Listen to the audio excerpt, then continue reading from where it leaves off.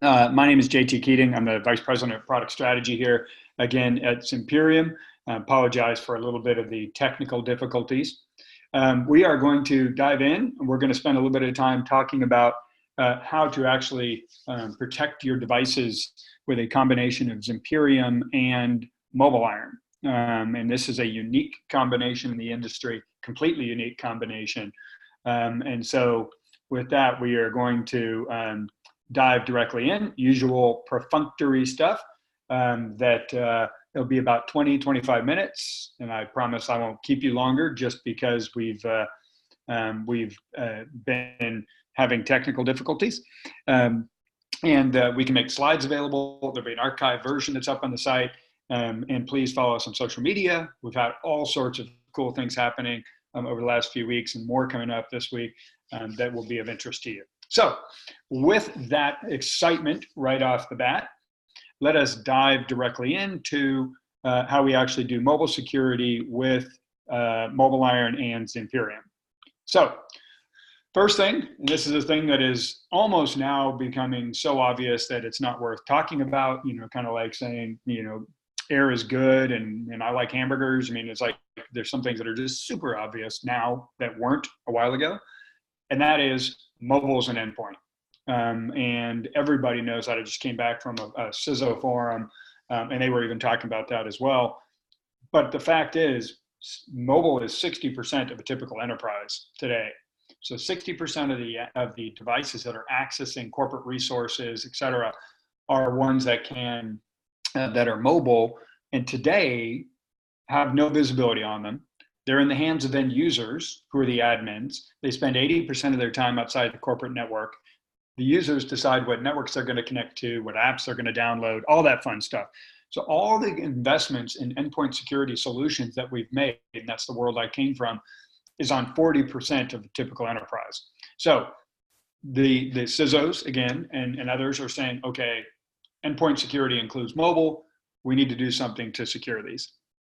But a normal question that a lot of people will ask is, okay, well, are they really under attack? Are they really, really under attack? We need to level set. We always need to level set. We have thousands of customers around the world right now.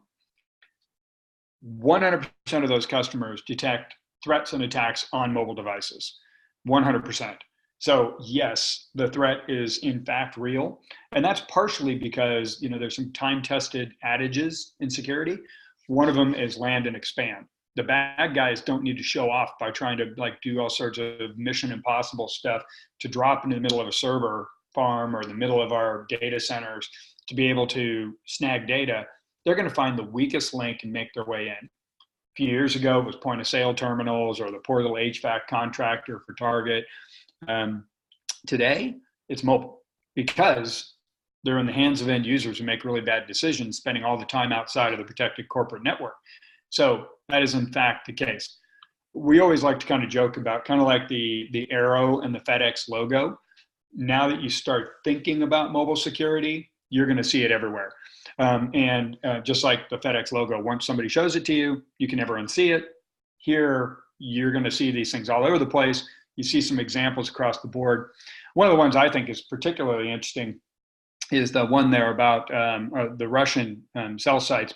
Cell site is that's a misnomer in the headline. The story actually is accurate though.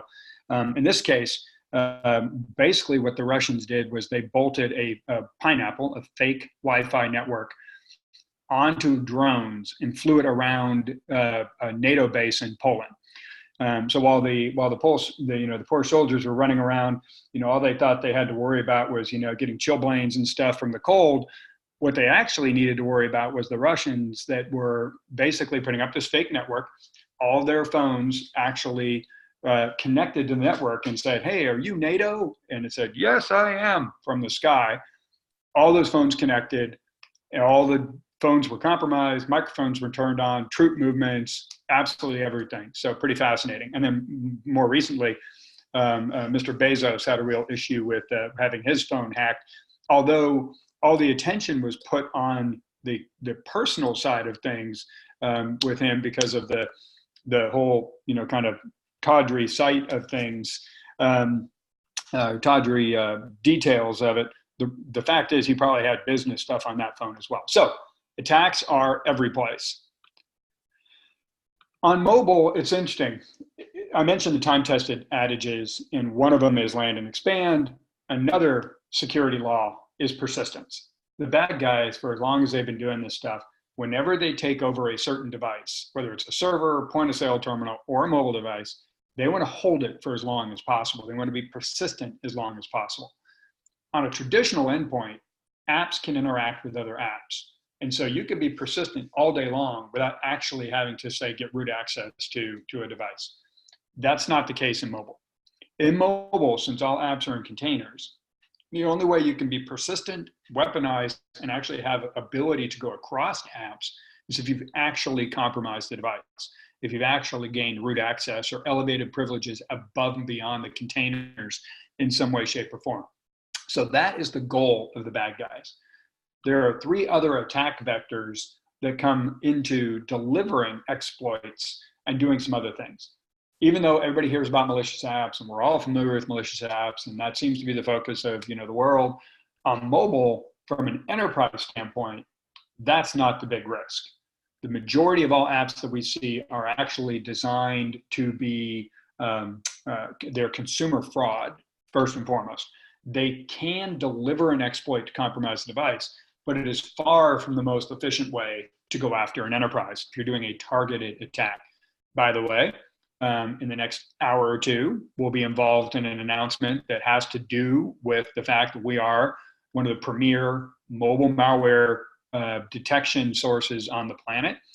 So stick around for about an hour or come back to our site in about an hour, noon Eastern, and you'll see some really interesting information and something we're very, very proud of. And then we have more details and more announcements coming out. So even though malicious apps are not the primary attack vector on mobile, for an enterprise, you still have to deal with it, and we're the best in business at dealing with it. I can say that because I don't actually build the engine. Second thing is phishing. 2/3 of emails are read on mobile. Well, 90% of breaches are phishing attacks. So if you have 90% of breaches are phishing and 2/3 of emails are read on mobile, that's a real problem.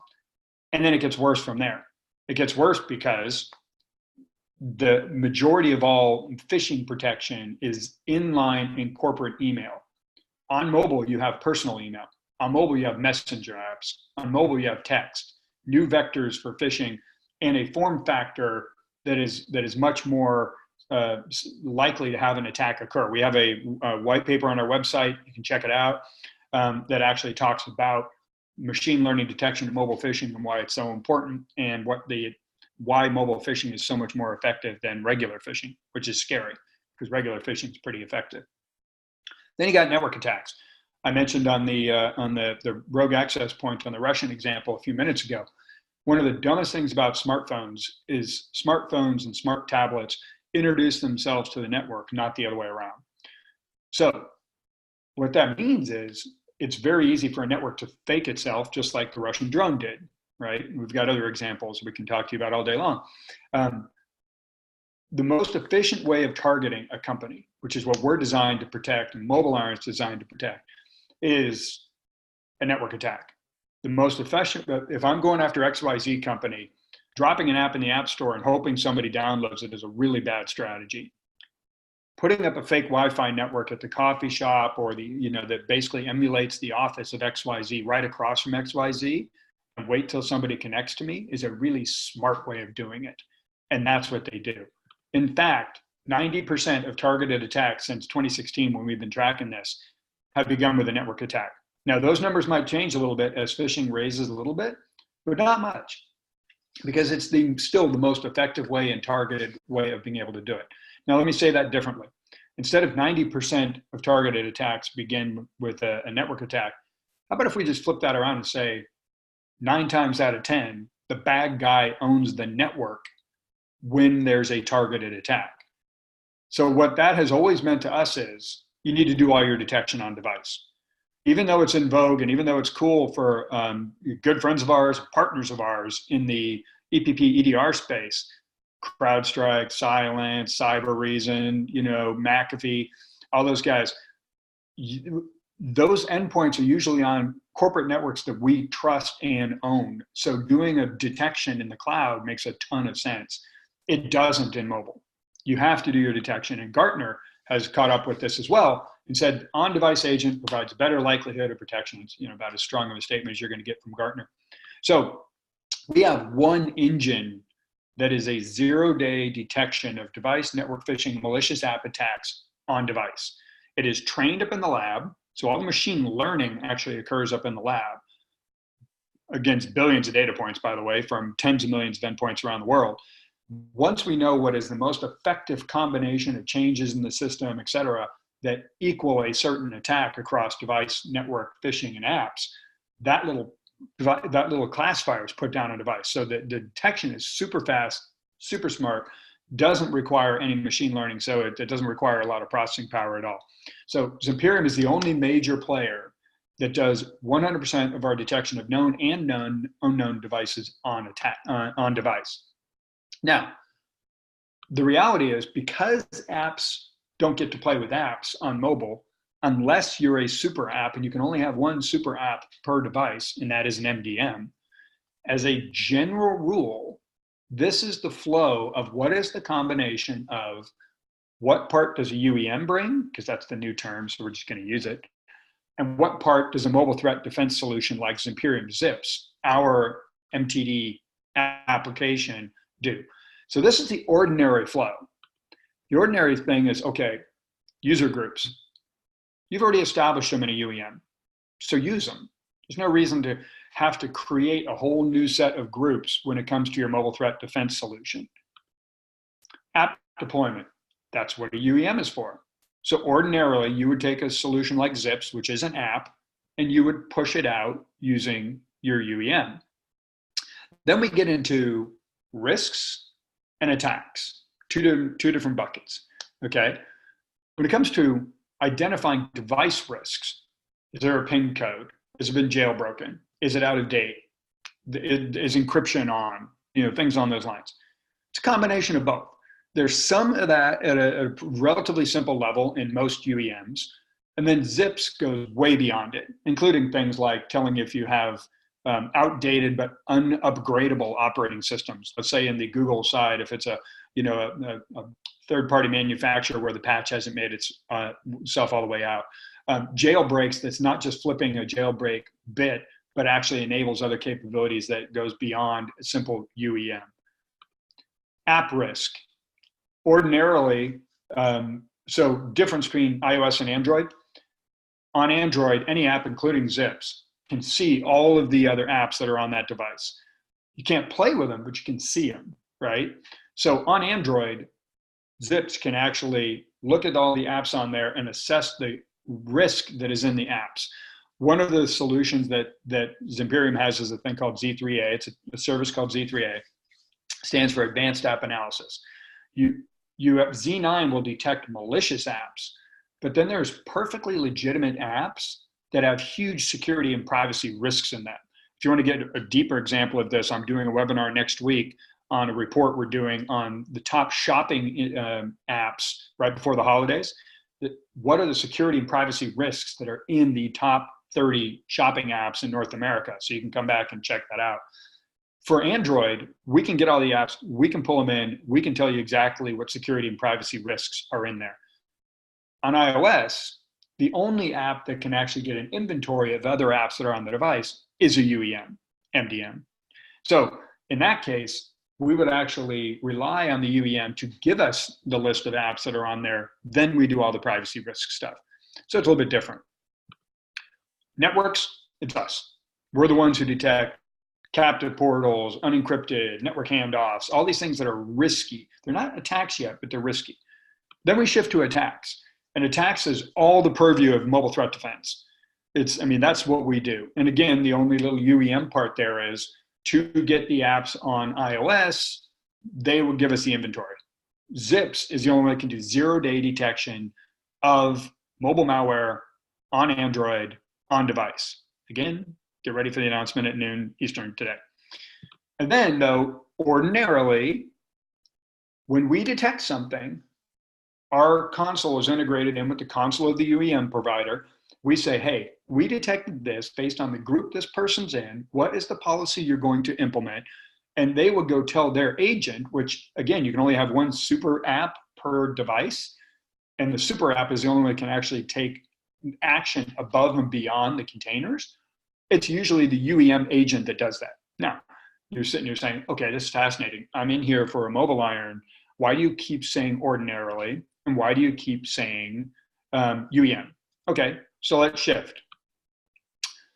MobileIron. MobileIron is a great partner of ours. What we have done is we've actually taken Z9. We have an SDK called ZApp for InApp Protection. We've actually embedded ZApp directly inside of the MobileIron agent. So it's, instead of doing that whole process where you push out a new app, which is Zips, Zips will do the detection and it'll pass off through the console back to the agent. It's all embedded in MobileIron's agent. So you literally have one client, one console, everything. And the minute that you want protection, you push a button, you say, yeah, if you're a MobileIron customer, you're like, I want protection. 100% coverage right off the bat without any additional work in terms of pushing out, asking end users to download a new app from the App Store or anything on those lines. So said a little bit differently, as you look at this, what are some of the advantages? Well, first of all, it's easy. There's one app and there's no user interaction required. It's literally MobileIron Threat Defense. It's just it's already embedded in every MobileIron agent. All you have to do is activate the license to get the coverage. You get immediate visibility. I talked about the fact that 60% of the endpoints have no visibility on them today. Every one of those that's MobileIron, you get instant coverage and you instantly start seeing those threats that every one of our customers has been detecting. And what's really cool in my mind from a security standpoint as well, is it's the only solution on the market, including Zips, the only solution that can detect and remediate without ever leaving the device. So Zimperium can detect right there without, but then ordinarily we would still have to, there's some local action we can take that any app can take that are very simple, usually network-based things. We can do some unique things on Samsung devices, but as a general rule, the major remediations are UEM. The fact you can detect and remediate on device immediately is as close to EDR for mobile as you're probably going to get, which is why there's been some copycats that are starting to come down the path. Some other folks that are following that suit, but MobileIron has been the absolute first. And even with some of the new ones that have come out in terms of trying to mimic the model, their detection is not Zimperium's detection. So it's not on-device detection. It still falls victim to the ability for a bad guy that owns a network to take it over. So let's come back to the best technology for the job. If you're a MobileIron customer, let's go back to each one of these. Don't worry, I'm not going to bore you by hitting every one, because this is the punchline. With MobileIron Threat Defense, in one agent, in one solution, you get every step of this process completely in one solution instead of even having a back and forth, which is why it's highly advantaged.